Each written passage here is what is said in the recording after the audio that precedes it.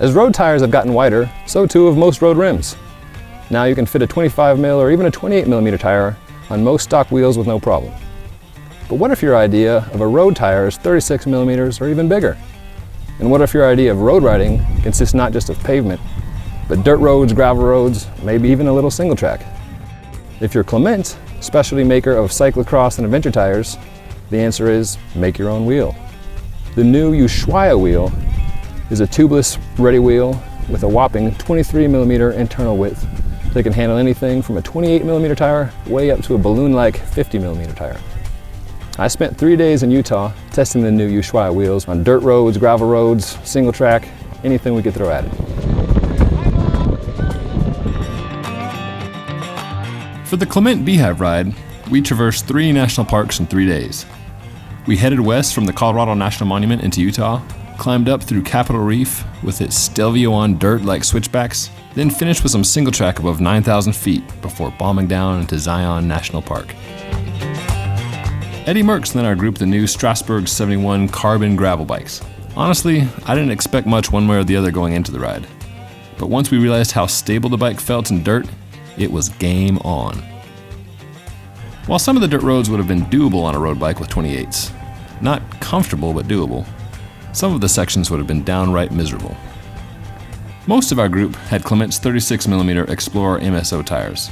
We set our air pressures at about 35 to 40 psi. While this setup didn't exactly roll like a time trial bike on the pavement, we still rode at about the same pace as we would on a normal road bike. Riding on rough chip seal was actually pleasant, instead of the typical high vibration affair it is on road tires.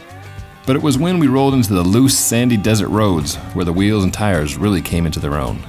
The MSO tires were big and soft enough to plow through sand traps, absorb impacts from rocks, and offer heaps of confidence in corners. But they were still easy enough to keep up to speed on the hardpack. Now, I often ride dirt roads at home around Boulder, Colorado on regular 25mm road tires, but those roads are generally much tamer than what we experienced in Utah. In the instance I come across some chunky rock sections at home, I'll gingerly pick my way through. Here, I just plowed through at full speed like I was on a hardtail mountain bike. Just hold on tight and trust the tires.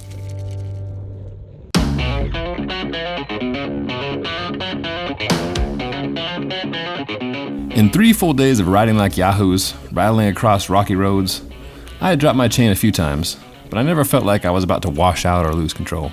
As a 185-pound roadie with all the off-road finesse of a drunken rhinoceros, I wasn't always taking the cleanest lines through rocky sections.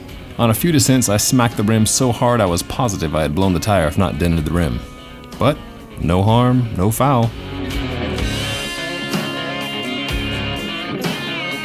Over the course of 3 days, 210 miles, and 15,000 feet of elevation gain, I punctured just once, and the sealant did its job after some air pressure was lost. I don't know if this was because of the Ushuaia's rim design, the tire's construction, or the Effetto Mariposa sealant, but burping was a non-issue. The Wide Stance rim provided a stable base for the wide tires. Even at low pressures, the big casing didn't feel squirmy. In corners, the tire's big, soft footprint offered sheer grip, not the feeling it was about to fold over. The wheels felt and acted stiff, not just in lateral movement, but in acceleration and in braking. I appreciated the no-nonsense 28 spokes front and rear. While I can't yet speak to the long-term durability of the wheels, I can attest that we beat the hell out of these things over our 3 days of desert riding. And, after a wash, they were no worse for the wear. The Ushuaias aren't Gucci carbon hoops, but at 1,620 grams, they are light for the purpose and the price, which is $650 US and $499 British sterling. If you're looking for a no-nonsense tubeless wheel built to handle a wide tire and a wider range of abuse, the Ushuaias seem to be a great option. Oh, and if you ever get a chance to ride in Utah, do it. The Beehive State is spectacular.